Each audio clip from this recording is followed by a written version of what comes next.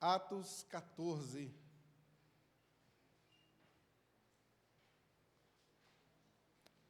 Leremos do versículo 19 ao versículo 28.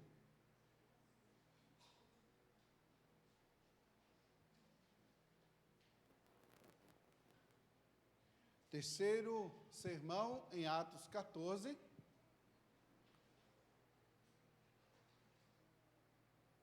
Que diz assim o texto, 19 a 28. Sobrevieram, porém, judeus de Antioquia e Icônio, e instigando as multidões e apedrejando a Paulo, arrastaram-no para fora da cidade, dando-o por morto. Rodeando-o, porém, os discípulos, levantou-se e entrou na cidade. No dia seguinte, partiu com Barnabé para Derbe. E tendo anunciado o evangelho naquela cidade, feito muitos discípulos, voltaram para Listra, e Icônio e Antioquia, fortalecendo a alma dos discípulos, exortando-os a permanecer firmes na fé, e mostrando que através de muitas tribulações nos importa entrar no reino de Deus. E promovendo-lhes em cada igreja a eleição de presbíteros, depois de orar com jejuns, os encomendaram ao Senhor em quem haviam crido. Atravessando a Pisídia, dirigiram-se a Panfília, e tendo anunciado a palavra em Perge, desceram a Atália. E dali navegaram para Antioquia, onde tinham sido recomendados à graça de Deus, para a obra que haviam já cumprido. Ali chegados, reunida a igreja, relataram quantas coisas fizera Deus com eles, e como abriram os gentios a porta da fé. E permaneceram não pouco tempo com os discípulos. Oremos mais uma vez. Santíssimo Deus, é no nome do Cristo Jesus que reverentemente nos dirigimos a Ti, para suplicar que o Senhor fale conosco. Que o Senhor, ó Pai, mais uma vez, ilumine-nos com a Tua santa palavra. E iluminados, ó Deus, possamos avançar na pregação do Evangelho. É somente no nome do Cristo que oramos. Amém. Queridos, uma das profissões mais curiosas e que é comum até hoje, dessas profissões informais, é a profissão de rastreador. Você já ouviu falar nisso? A profissão de rastreador. Tem pessoas dessas profissões, tem gente que rastreia pessoas, tem gente que rastreia animais, tem gente que se embrenha no meio da mata e contrata, por exemplo, esse profissional para conduzir. Nós chamamos eles, muitas vezes, nas férias principalmente, né, de guias, que vão conduzindo a gente, assim, por um lugar que a gente não conhece. Eu lembro que na minha infância, nos anos 80, logo ali, tinha um filme que chamava a minha atenção, e eu sou fãzaço desse filme até hoje, assisto quantas vezes for necessário, porque é um filme muito atual, é um filme, assim, amante da natureza, não é? Poderia até ser colocado aí em uma das propagandas do Greenpeace. O nome desse filme é Crocodilo Dundee. Vocês lembram desse filme? Crocodilo Dundee fazia um papel de um anti-herói. Ele era aquele homem másculo, viril, forte, que defendia a mocinha dos perigos da Austrália, né, da onde ele se encontra, de um deserto perigosíssimo, que existe efetivamente, né? Mas ele era um cara engraçado, inteligente, gentil, e que conduzia as pessoas naquele local. Se chegasse ali naquela região, Crocodilo Dundee levaria ele como guia. É interessante que depois ele vai para uma outra selva, para um outro deserto, um lugar mais inóspito ainda, que aí ele precisa ser guiado por aquela que seria a sua esposa, que é a selva da cidade, a selva de Nova York. É interessante percebermos, queridos, que quer seja dessa forma, de forma engraçada, como eu vivi na minha infância assistindo esses filmes, quer seja Crocodilo Dundee, ou quer seja qualquer outro guia que a gente via, por exemplo, nos filmes do Indiana Jones e muitos outros. É interessante também perceber que até hoje ainda existe pessoas assim. Reverendo Ronaldo Lidório, grande pregador da palavra de Deus, missionário aos Concombas na África, ele foi conduzido durante muito tempo por um guia para entrar nas aldeias e, a partir daí, sair pregando o Evangelho. E ele fez a mesma coisa quando ele chegou aqui no Brasil, para ser conduzido aos ribeirinhos e naquelas tribos mais complicadas. Ele conta isso muitas vezes. Então, essa profissão de rastreador, de guia, daquele que vai caminhando e conduzindo outras pessoas, ela não morreu ainda. Caçadores que saem, por exemplo, mata dentro caçando, rastreando. Há 15 dias atrás, eu revi um rapaz muito interessante. Lá no Ceará, ele sai por volta de 3 horas da manhã para caçar. Ele entra no meio do mato sozinho, com uma espingarda e uma lanterna. Quem faz isso nos nossos dias? Eu achei curiosíssimos. E é interessante que lá naquela região tem cobra, tem animais grandes, tem onça, tem todos esses bichos que você pode imaginar. Ele simplesmente, só de ir para a igreja, que a gente passa no meio da mata lá para ir para a igreja, só de passar naquela estrada já dá medo. Imagina você sair 3 horas da manhã e sair caçando com uma lanterninha só. E ele sai fazendo isso, naquelas picadilhas, naqueles caminhos tortuosos no meio do mato. E algo que chama a atenção é que esses homens conseguem rastrear outras pessoas nesses locais, sabe por quê? Por causa das marcas que as pessoas deixam. Por exemplo, se você pega uma família como a nossa, mora em São Paulo, se nós passamos no meio do mato, a gente sai deixando pegada, sai quebrando árvores, sai fazendo um monte de coisa. Onde a gente passa, a gente deixa a nossa marca, não é? E esses homens que estão acostumados com aquele ambiente, eles vão passando e identificando, alguém passou aqui, alguém viu, a gente não entende, mas eles olham para aquilo e entendem, porque eles olham para a mata, ou para o deserto, ou para onde quer que esteja, ele sabe, passou alguém aqui. Mas eu queria pensar com vocês sobre algo muito interessante que acontece na nossa caminhada do Evangelho aí.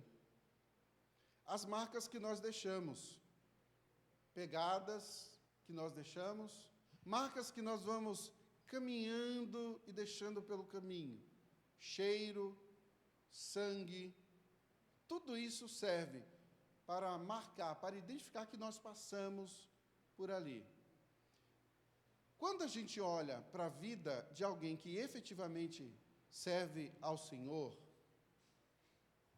me vem à memória quais rastros eu tenho deixado na minha caminhada com o Senhor.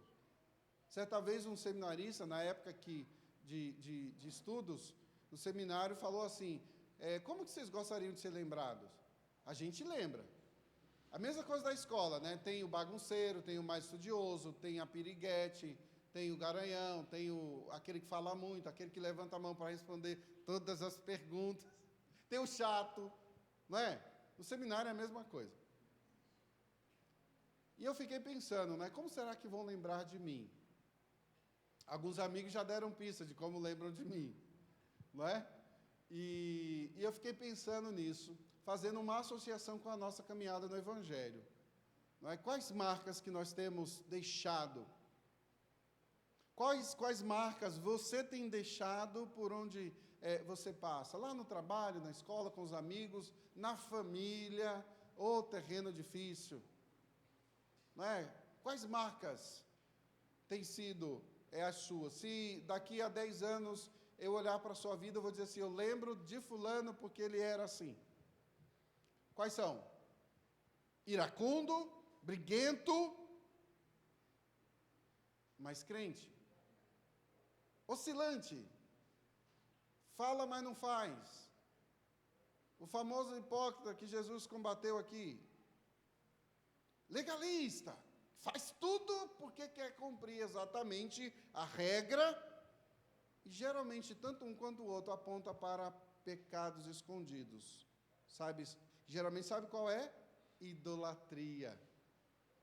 E a gente sabe que idolatria é um pecado terrivelmente ofensivo ao Senhor. E ele vai combater prontamente. Nós vimos um caso disso no contexto anterior. Paulo e Barnabé combatendo a idolatria do povo de Listra. Lembram disso da semana passada? Vamos adorar esses homens aí, são deuses. E Paulo e Barnabé se desesperam, não façam isso. Quais tem sido a marca que você tem deixado? É sobre isso que iremos refletir um pouquinho nessa noite. Devemos deixar marcas do sangue. Foi isso que eu falei. Devemos deixar marcas do sangue. A igreja de Cristo, ela deve ser marcada pelo sangue. Pastor, que negócio é esse de rastreador, de marca, de sangue? Vamos provar isso ao texto. Então, lembrando do nosso contexto aí, é o terceiro sermão que estamos no capítulo 14, e eu confesso, queridos, que eu fiquei assim, tentadíssimo a falar de todo o capítulo 14, mas enquanto eu vou estudando e as coisas vão surgindo, eu falei, gente, isso aqui é importante demais, isso aqui é belo demais, e eu me paro assim, falei, não tem como fazer isso. Atropelar o texto, isso é um pecado. E agora a gente chega nessa parte aqui belíssima. Mas antes de chegar nessa parte belíssima, nós vimos Paulo e Barnabé em Icônio, que tentaram pegar Paulo e Barnabé e arrebentá-los, lembra disso? Mas eles vão pregando o evangelho. O povo se divide, uns do lado deles, outros do lado da liderança da cidade. Depois nós vimos, no último domingo agora, Paulo curando esse coxo em Listra. E o verso 18 termina assim: dizendo isto, foi ainda com dificuldades que impediram as multidões de lhes oferecerem sacrifícios. Lembrou? Pronto? A gente pode passar para o 19? Porque eu prometi para vocês que o 19 é uma pausa, mas ao mesmo tempo complemento de tudo que já vem acontecendo. Como assim? O assunto meio que muda. Os estudiosos vão divergir se muda ou não muda, né? Se aqui é uma perícope, é uma porçãozinha menor, ou é o complemento da que vem anterior. E isso é importante você saber, sabe por quê? Não se esqueça que o livro de Atos é uma narrativa. O que isso quer dizer? É uma história. Você não pode parar no meio da história. Você tem que saber tudo o que está acontecendo. Eu sei que alguns de vocês não gostam, inclusive já falaram isso para mim, arrependa-se depois. Quando eu fico voltando um pouco para explicar, é por isso, porque é uma história. Às vezes você não estava no domingo passado, às vezes você se esquece, a loucura do dia a dia faz a gente esquecer de algo tão importante, relevante na Escritura. A narrativa nos ajuda a ver o quadro maior. Aqui nós temos Paulo e Barnabé em Icônio, depois em Listra, e agora a transição Paulo foi apedrejado, certo? Então, verso 18, deixa claro para nós aí que é uma espécie de continuidade. Sobrevieram, porém, judeus de Antioquia e Icônio. Percebeu que não tem mudança da cena? Inclusive, essa é uma das dicas que eu dou aos irmãos quando estiver estudando o texto para pregar, ensinar ou evangelizar. Os mesmos personagens, as mesmas cenas, o assunto ainda é o mesmo, então não mudou. Certo? Para a gente compreender bem o que está acontecendo aqui, porque o contexto é extremamente importante. Nós vimos aí, né? Inclusive de manhã, nós estudando aqui, foi dado um exemplo, né? De Cornélio, e nós aprendemos que, sim, Cornélio era crente. Conta de quê que a gente afirmou isso? Por causa do contexto, de tudo que estava em volta, e principalmente por causa do versículo 2. Não é? Então, seguindo aí, a gente chega até o versículo 19. Porém, judeus de Antioquia e Icônio, instigando as multidões e apedrejando a Paulo, arrastaram-no para fora da cidade, dando-o por morto. E a partir de agora nós vamos entender que no nascimento de uma igreja, nós enfrentamos um ambiente hostil, encorajamento mútuo e estabelecimento das igrejas. Ambiente hostil, encorajamento mútuo e a igreja sendo estabelecida. Para aqueles que gostam de anotar, vamos trabalhar debaixo dessa ideia, tá bom? Porque a série sumiu. Nasce uma igreja, é o que nós estamos trabalhando, mostrando como a igreja primitiva foi sendo estabelecida. E quanto nós já caminhamos até aqui e aprendemos sobre essa igreja sendo estabelecida. E nós iremos continuar nessa mesma direção, pois no nascimento de uma igreja enfrentamos ambiente hostil, encorajamento mútuo e estabelecimento das igrejas. Vamos entender aí melhor. Do verso 19 ao 20, vamos perceber esse ambiente hostil. Lucas, autor de Atos, vai mostrar para nós esse primeiro verbo aqui, sobrevieram. Sobreviveram, porém, judeus de Antioquia e Icônio. Nós vimos semana passada que em Listra não parece ter uma sinagoga. O texto não cita. Muito menos judeus. Pode ser que não tenha sinagoga, mas tenham judeus. É uma distância considerável. Mas esses judeus aqui são os mesmos do nosso contexto. Por isso que eu estou dando ênfase no contexto. Olha só, judeu de Antioquia e Icônio. Capítulo 14, verso 1, é o contexto em que Paulo e Barnabé estão aonde? Em Icônio. Os judeus saíram de Icônio, foram atrás de Paulo e Barnabé lá em Listra.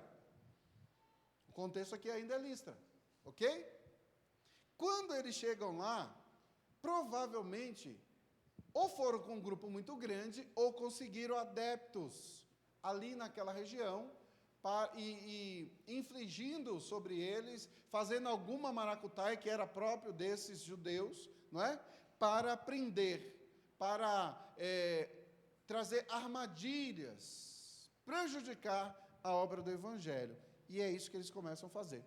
E o verbo sobrevieram, juntamente com outros 3, instigaram, apedrejaram e arrastaram. Lucas apresenta de forma intencional, para mostrar a sequência de eventos que sobressaíram aos apóstolos. E no caso aqui, exclusivamente sobre Paulo. O que estava acontecendo com Paulo? Ele foi tomado de assalto pelos judeus e seus comparsas. Perceba que os judeus que vieram de Antioquia e Icônio não estavam sozinhos. Por quê? Olha o outro verbo, o próximo verbo aí. Instigando as multidões. Percebeu? Judeus, povo de Listra, multidão, agora vai para cima do apóstolo Paulo. E aí, depois de sobrevieram e instigaram, nós temos outros 2 verbos importantes também. Apedrejaram e arrastaram, que surge aí para a gente entender o que eles fizeram com Paulo. Perceba, essa multidão foi para cima de Paulo e o apedrejou. Depois de apedrejado, quase morto, inclusive o texto diz, né, que ele é considerado como morto. Não foi algo simples, foi algo de morte que é apresentado aqui. Eles apedrejaram e arrastaram Paulo e jogaram Paulo fora da cidade. Expulsaram Paulo dali. Onde estava Barnabé? Não sei. devia estar lá, né, para o lado de Vargem Grande, fugindo. Mas a grande questão aqui é que Paulo, nesse exato momento do apedrejamento, ele está sozinho. E foi apedrejado e arrastado para fora da cidade. O sozinho é por minha conta, tá, irmãos? Por quê? O foco era nele, porque provavelmente, nesse contexto aqui, Paulo era o grande orador, o grande pregador. A gente vai ver isso no contexto anterior, quando ele está lá pregando, não é? Juntamente com Barnabé. Mas quando a gente olha para aqui, a gente vê o texto dizendo claramente que isso aconteceu com ele sozinho. Ele é apedrejado sozinho e jogado fora da cidade. E o texto diz assim: dando-o por morto. Alguns estudiosos mais antigos chegaram a sugerir que o apóstolo Paulo, de fato, havia morrido. Porque no texto original tem essa ideia de uma ação que foi completa, foi fechada.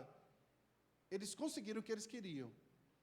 Mas o contexto fica claro, a gente não pode dizer que Paulo morreu.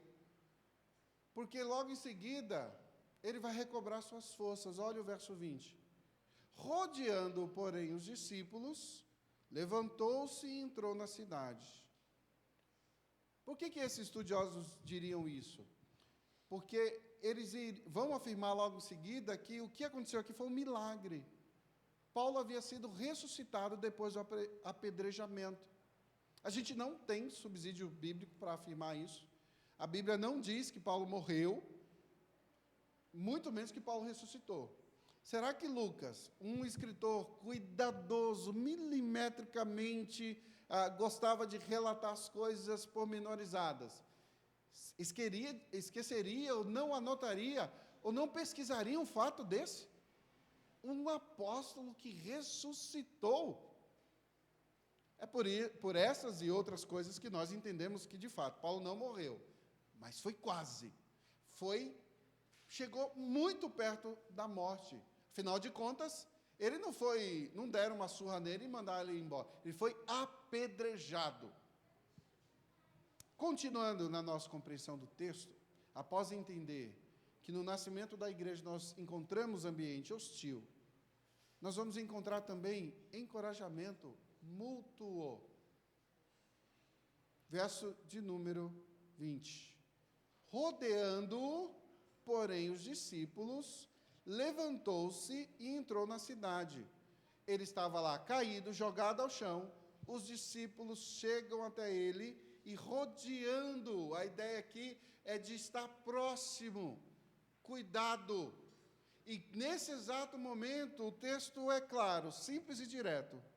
Quando os discípulos fazem isso, ele levanta e entra na cidade. No dia seguinte, partiu com Barnabé para Derbe. Aí Barnabé volta a aparecer de novo na história.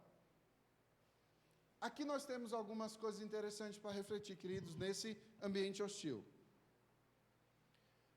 Paulo acabou de ser apedrejado, quase morto. Em algumas outras traduções, o texto dá a ideia de que eles acharam efetivamente que tinham matado Paulo. Ele acabou de ser apedrejado. O que ele faz?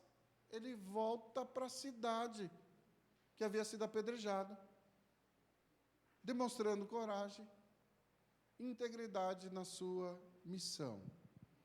Ele volta e no dia seguinte ele partiu com Barnabé para Derbe.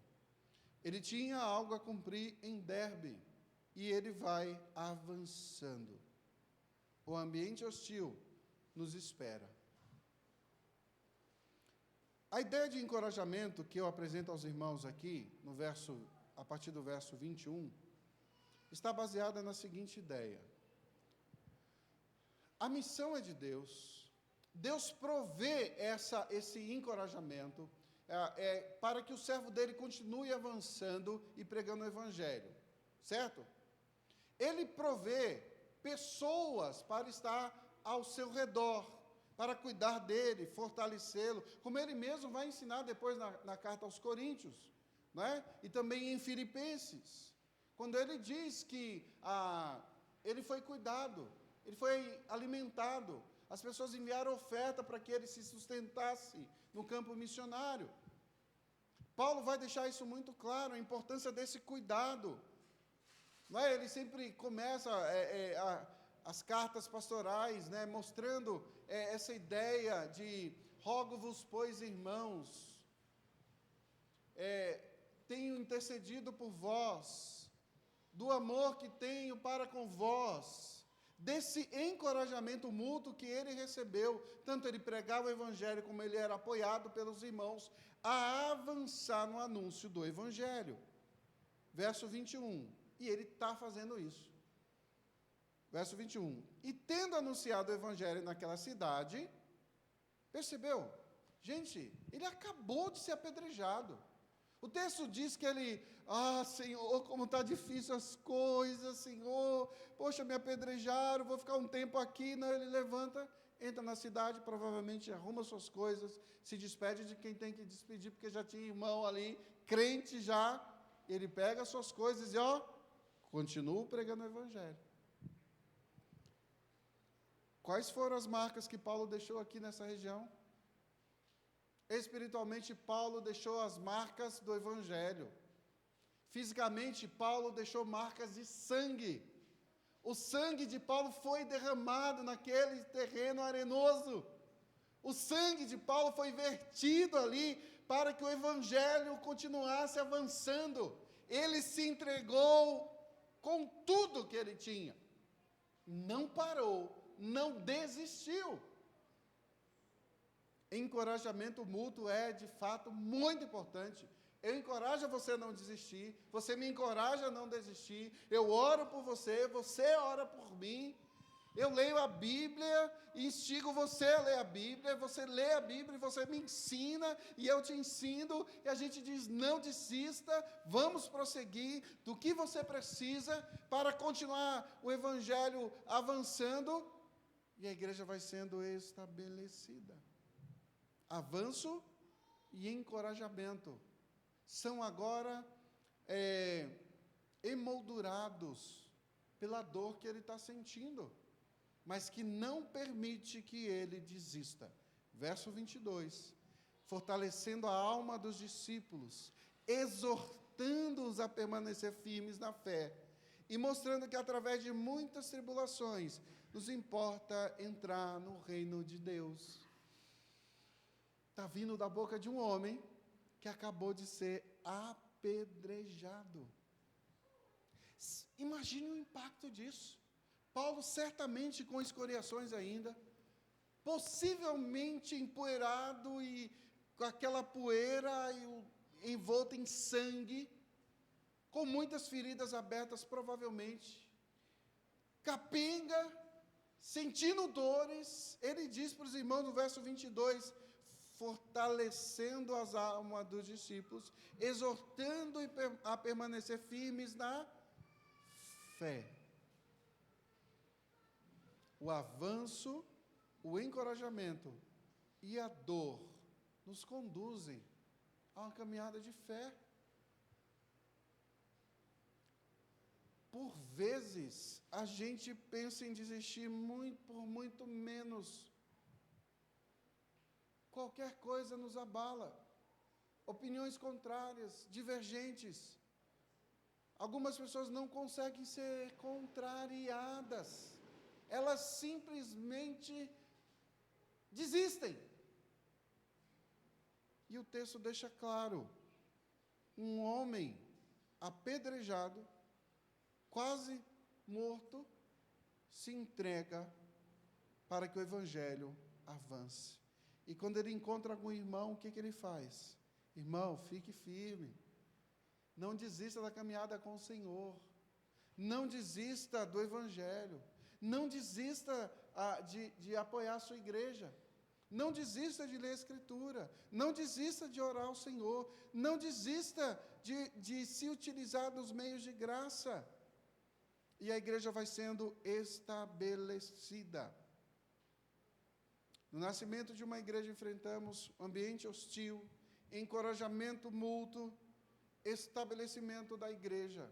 Verso 23, que traz essa compreensão do que estava acontecendo ali numa ideia mais, uma macro ideia, sabe? O que estava acontecendo ali? A igreja estava sendo fortalecida, estabelecida. Olha aí, 23.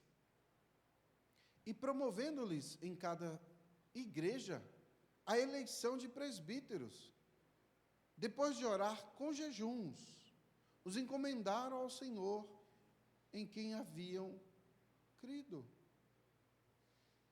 Paulo exorta, e a ideia aqui de exortação, irmãos, o verbo exortar na Escritura, tanto no hebraico quanto no grego, traz essa ideia de exortar não é só você chamar a atenção. Exortar é você também cuidar da pessoa. Vem cá. Chega aqui. Deixa eu falar um negócio para você. Você está errado. Olha o que você está fazendo. Isso é exortar também. Mas exortar também tem um caráter mais enérgico também. Como um pai que precisa disciplinar o seu filho fisicamente. Nós passamos por isso algumas vezes.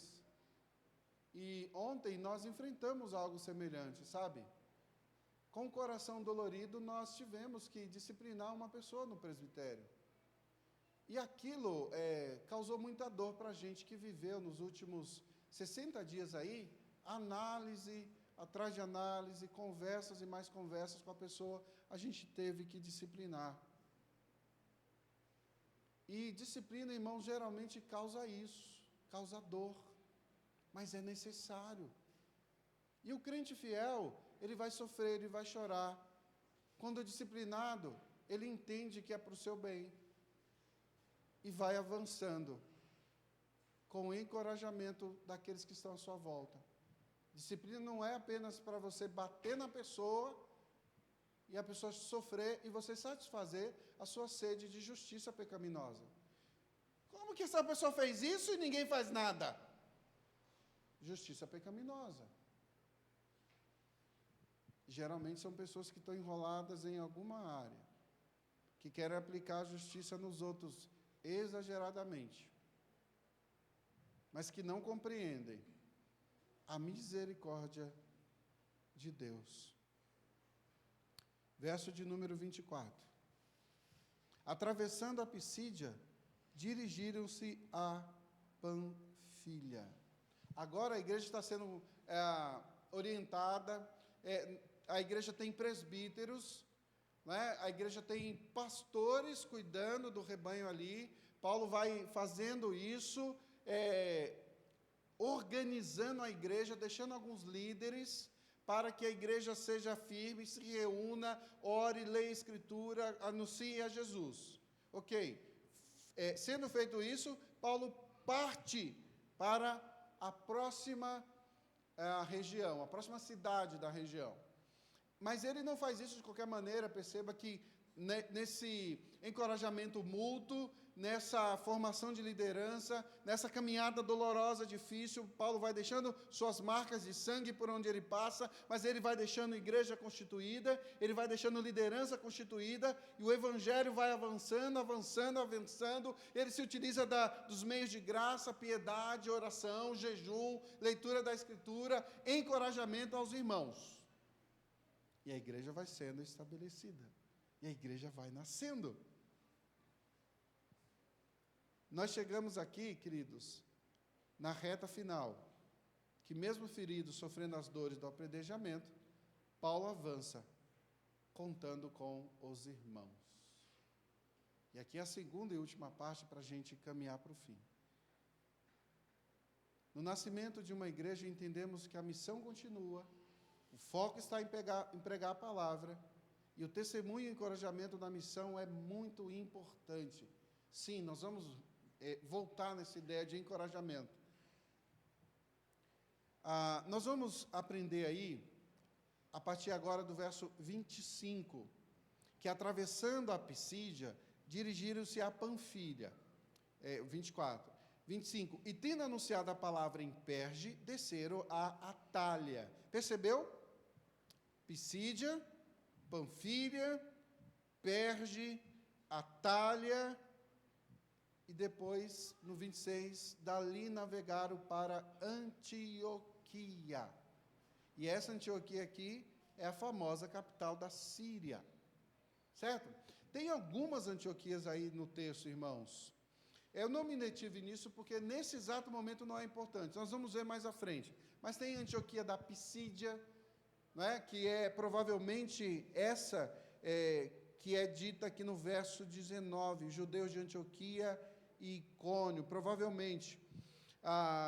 Nós temos algumas Antioquias, né? Nós vamos ver isso mais para frente.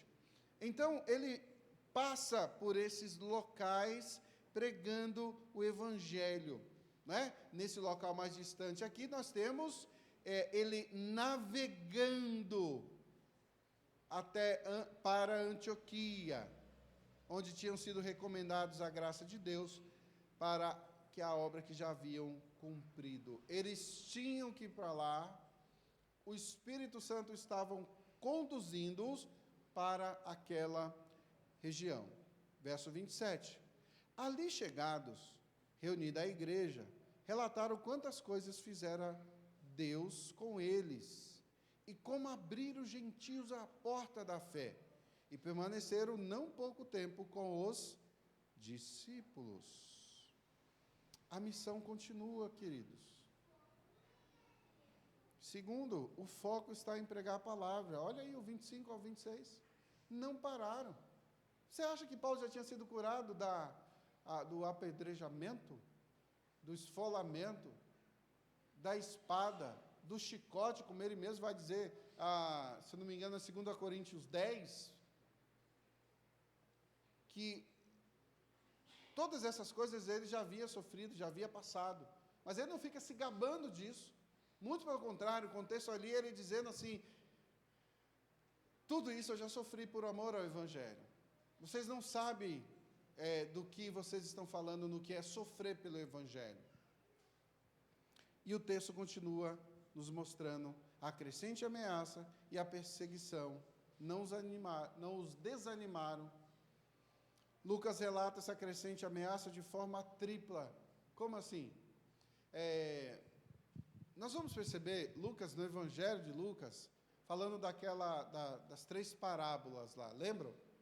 E é interessante que nessas 3 parábolas, nós estamos vendo Lucas relatando uma ideia, certo?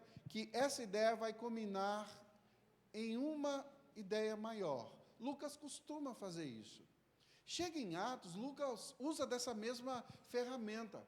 Ele faz isso no contexto aqui com João, no capítulo 4 aqui. Deixe-me ver aqui para não falar o texto errado. Pedro e João são presos. E o que acontece aqui? Eles são presos e os maiorais lá do Sinédrio dizem assim, vocês têm que parar. Para de pregar. Para de falar desse tal de Jesus. Eles, ok. Assim, não dá. Nós vamos continuar falando. E eles saem. Depois, eles são perseguidos e têm o risco de morte. Percebeu? Primeiro, chama a atenção deles. Depois, as coisas vão piorando. Chega até, de fato, o risco de morte efetiva.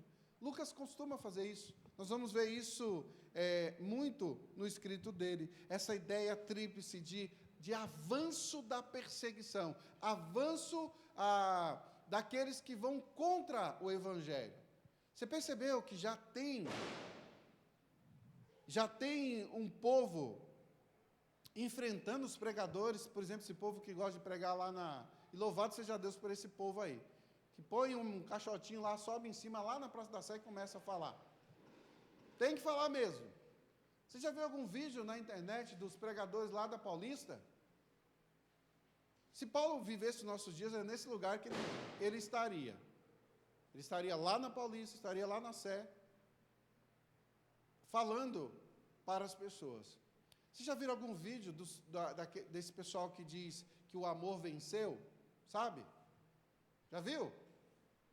cuspindo nos pregadores lá da Paulista, atacando, enfrentando, chutando, batendo, já viram isso? É comum hoje.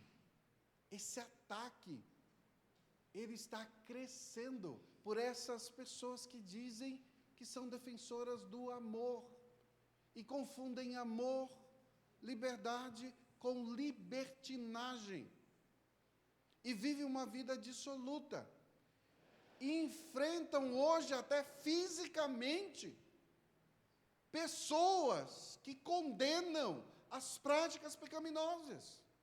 Como é que elas reagem? Apedrejamento, cadeia, cuspe, mentira, morte. Queridos, está aumentando. Lucas deixa claro isso, que a igreja vai avançando, a perseguição vai avançar. Perseguição dentro de casa. As pessoas param de te chamar para as festas, param de te chamar para os aniversários. As pessoas não querem mais compartilhar com você. Por quê? Porque o evangelho incomoda. O evangelho produz isso, separação entre luz e trevas. Resultado é marcas de sangue. Se você não tem deixado marcas de sangue por onde você passa, você não tem vivido o evangelho. Eu espero que os irmãos entendam as marcas aqui simbólicas. Por enquanto. No Brasil, por enquanto. Porque pelo mundo afora, as marcas que estão sendo deixadas são marcas muito mais violentas do que apedrejamento. Se é que a gente pode dizer isso. Verso 28, testemunho e encorajamento na missão. O que vai acontecer aqui? Porque eu estou relembrando disso. O encorajamento, irmãos, a continuar, ele é muito importante, porque o encorajamento correto, tá? O testemunho correto. Porque existem pessoas aí que não entenderam o que é testemunho e encorajamento. Algumas pessoas acham que testemunho é ficar vindo aqui na frente e falar da própria vida. Isso nunca foi correto segundo a Escritura. O encorajamento, o testemunho bíblico é Jesus. Olha o que Jesus fez, como Jesus fez. Olha o que Deus fez, como Ele fez.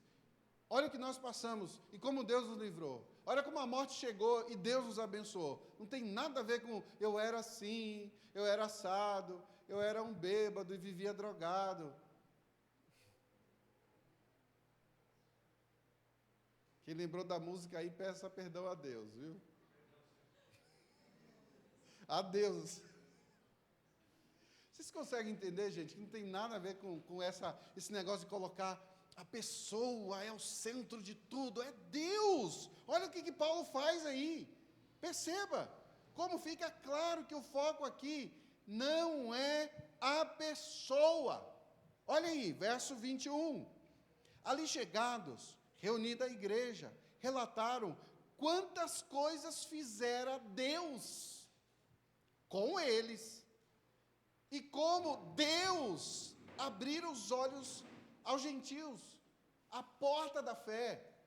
Como Deus fez isso, como Deus é maravilhoso, como Deus nos trouxe encorajamento, como Ele nos protegeu, como Ele nos deu ânimo. Eu não estava vendo, eu fui apedrejado, muitas dores pelo corpo, o meu sangue se esvaindo, mas eu só pensava numa coisa: eu preciso falar de Jesus, eu preciso apresentar a cruz para que esse povo não se perca em idolatria, eu preciso falar de Jesus para que essas pessoas não vão para o inferno.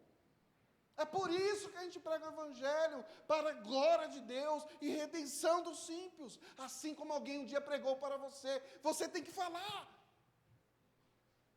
Coloca na balança. É inferno o que esperam aqueles que não creem em Jesus. Pastor, mas eu falo e as pessoas não vêm. Seu problema é falar. Você tem que falar. Você tem que pregar. Você tem que convidar. Você tem que anunciar o evangelho. Não pode ter essa ideia fraca, frágil, que está tudo bem, as contas estão pagas, tem dinheiro, as coisas estão indo bem, novidades, coisa boa acontecendo. As coisas vão piorar, irmão, você tem que estar preparado. Entender que quando você é igreja efetivamente, quando anuncia o evangelho, vão vir perseguições, e perseguição de morte. Quando você fica ensimesmado com essa ideia de férias, de descanso pecaminoso, sabe? Eu preciso disso. O que você precisa é cumprir a vocação que Jesus te chamou para cumprir. Descanso é merecido e deve ser praticado. A Bíblia está repleta disso, a gente já falou disso. Mas você entenda, nós estamos em tempos de guerra. Tempos de guerra a gente larga a espada e fica tranquilo, passeando, viajando, como se nada tivesse acontecido. Está de férias, querido, vai falar de Jesus para alguém. Viajou para algum lugar, querido, procura uma igreja lá. Vai cultuar o Senhor. Peça ao Senhor, Senhor, me mostra aqui o Cornélio que o Senhor tem para mim aqui. Me mostra a pessoa que o Senhor quer que eu fale. Gente, vocês não têm noção do quanto Deus fala com a gente diariamente. Como isso Deus responde. Quer viver isso? Prove Deus nisso. Fala, Senhor, eu quero falar para alguém. Mostra alguém aqui, mostra teus filhos aqui, que ainda não se converteram. Mostra quem o Senhor quer que eu fale aqui. Independente de quem seja. Seja o médico, seja o chefe, né? Esse pessoal mais rico, médico, advogado, juiz, a gente fica com medo, né, de falar, porque parece que é um povo melhor, assim. Fale para todo mundo. Deixe as suas marcas, onde passar, marcas de sangue. Relatos que fortalecem a fé dos novos convertidos. Isso é tão forte, que a gente gosta de ouvir o relato dos missionários, não é? Esse missionário que eu citei agora há pouco, o reverendo Ronaldo Lidório, foi acometido por um apedrejamento da alma. Ele descobriu que está com câncer. Quem acompanha ele nas redes sociais, ele está outra pessoa já. O tratamento está avançando. Mas nós não encontramos nem um videozinho dele reclamando. Muito pelo contrário. As feições já mudaram. É outro homem. E ele continua encorajando a gente. Vocês não têm noção da influência dele aqui no Parque Veredas. O livro dele, Plantando a Igreja, é meu livro de cabeceira. E esse homem, assim, influenciou muito a gente. E vocês indiretamente. Porque ele vai mostrando para a gente a misericórdia divina, a graça de Deus abençoando, fortalecendo um povo que entende a missão de falar, de discipular, de falar para o amigo, de convidar o vizinho, de convidar o patrão, de convidar o outro amigo, de convidar aquela pessoa que você não conhece e sair convidando todo mundo para vir à igreja. Vai na minha igreja, lá é legal, o pastor é meio grosso, mas ele é gente boa. Vai lá! Tem um povo lá que é um bando de pecador, mas é um povo gente boa, fala de Jesus toda hora. E você vai avançando. Queridos, o verso 27 termina com a seguinte frase: com eles, né, e como abrira aos gentios a porta da fé. Não esqueça que o contexto aqui, dessa transição da primeira viagem missionária, que ainda é o nosso contexto aqui, é o contexto que o evangelho está assim, sendo aberto, expandido para os gentios, não mais judeus, não mais Jerusalém, não mais Israel, mas o mundo todo, cumprindo aquilo que Jesus diz lá em Atos 1, capítulo 8, recebereis poder, para quê? Para sapatear, para ficar revelando a vida dos outros, para ficar rodando. Recebereis poder para anunciar a mim, a minha morte, os meus feitos, as minhas pegadas. E aqui agora a gente muda o pronome. Aqui agora a gente não tem mais de sangue, mas as marcas do sangue de Jesus Cristo. As marcas que a igreja tem que deixar, as pegadas que nós vamos deixando, não é o nosso sangue, mas o sangue de Jesus. Esse que transporta, que liberta, que muda, que faz com que a nossa vida seja uma outra vida. Essas marcas que a gente tem que deixar. Haverão dias que talvez nós vamos deixar a marca do nosso sangue, mas o nosso sangue já está envolvido, embebido no sangue do Cristo Jesus. E todas as vezes que uma gota do nosso sangue cair no chão, por amor dele, louvado seja Deus. Querido, se prepare, vai chegar dias assim. Você já parou para pensar nisso? Que talvez seu sangue precise ser derramado para você acordar para as verdades do Evangelho, ou você vai ficar aí envolvido em si mesmo. Como eu sou ansioso, acorda para a vida. Tem gente indo para o inferno. Como eu estou preocupado com isso, com aquilo. Você devia se preocupar com o inferno. E quantas pessoas você deveria falar do amor de Jesus? O texto mostra aqui que prontamente, imediatamente, jogado, arrastado para fora, predejado, levanta, entra na cidade, arruma suas coisas e vai. Essa é a ideia que Lucas quer passar aqui. É a ideia que eu quero passar para você. Não deixe para amanhã. É urgente. A chamada é agora. Fale de Jesus para as pessoas. Não espere. Talvez você não vai ter nunca mais a oportunidade de falar para aquele patrão, para a patroa, para o amigo, para o professor, para o colega de trabalho, para o parente. Talvez você não tenha chance nunca mais. Você pode chegar em casa hoje e receber a notícia de que essa pessoa se foi. E você vai se arrepender de não ter cuidado dela nesse sentido. Queridos, eu sei que isso é um discurso duro. Mas a gente precisa acordar que a pregação do Evangelho é urgente. Tudo em nós precisa apontar para Cristo. No nascimento da igreja, o rastro que vemos na Escritura é o rastro de sangue. E é interessante que quando a gente faz essa busca, né, vamos fazer assim uma espécie de linha do tempo, a gente vai ver o rastro de sangue dos sacerdotes, dos profetas, de reis, de discípulos, de servos de Jesus Cristo. Esse é o rastro de sangue. Essas são as marcas. A igreja, irmãos, foi fundada sobre o sangue de Jesus. Pelo sangue, somente pelo sangue. Jamais se esqueça disso. Um sangue precioso. Crianças, o que você tem de mais precioso que poderia dar a Jesus? A sua vida.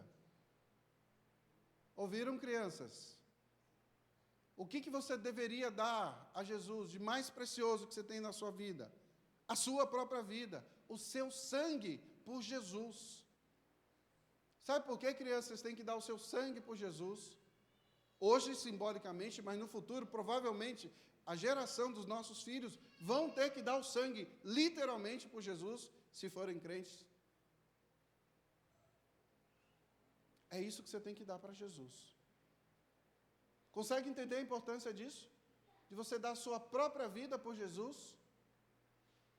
De falar para as pessoas? Aos adultos, queridos, despertem pelo amor de Deus a falar de Jesus para as pessoas. Não julgo a sua agenda de evangelismo, eu não sei, eu não conheço, mas Deus sabe. Ele conhece a sua rotina. Sua rotina está centrada em você mesmo? Em como você vive uma vida difícil? Ou numa vida de se entregar efetivamente à missão? Entregue sua vida a Jesus e dedique-se a falar dele. Algumas aplicações para fecharmos. Essa primeira viagem missionária é marcada por alguns aprendizados. A igreja, eu, você, Nós precisamos aprender e viver aprender a viver num ambiente hostil ao Evangelho. Para de querer ficar sendo amiguinho do mundo. O mundo não vai ser nosso amigo. Se você serve ao Senhor efetivamente, você tem inimigos lá fora. E antes que você saque da sua espada e pronto para atacar essas pessoas, a Bíblia nos chama a aprender a viver diante de inimigos que precisamos amar. Parou para pensar nisso? Essas pessoas que batem, cospem, que falam que nós somos todos alienados, ficam dando dinheiro para a igreja como imbecis. Vou viver a vida. Essas pessoas que a gente tem que amar.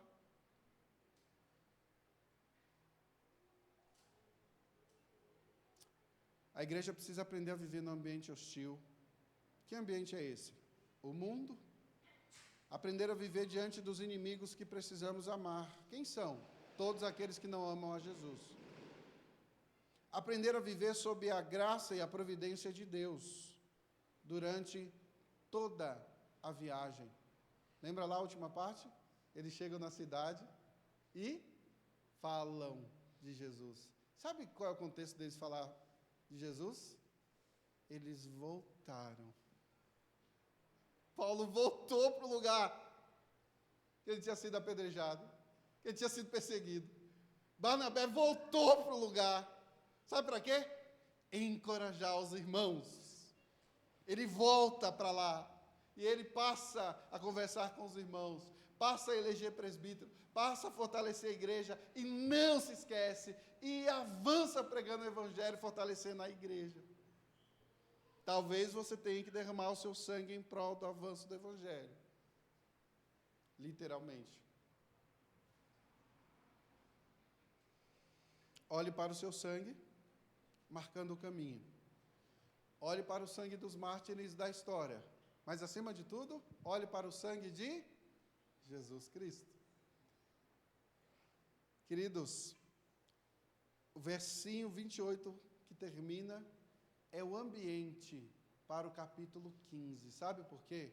Vai ter uma grande discussão no capítulo 15 sobre essa chegada de um monte de gente do mundo para dentro da igreja. Um monte de gente que não sabia o que fazer. Aí vai ter briga sobre circuncisão, aí vai ter gente querendo que agora o povo do mundo comece a falar graça e paz, a paz do Senhor, que o povo use terno, que o povo não use maquiagem, todas essas bobagens vindas do inferno. Porque nada disso é relevante quando a gente fala de Jesus. Coisas secundárias, coisa que o inimigo gosta de ressaltar, para que a gente perca o foco na pregação do Evangelho. Curve sua cabeça e vamos orar mais uma vez.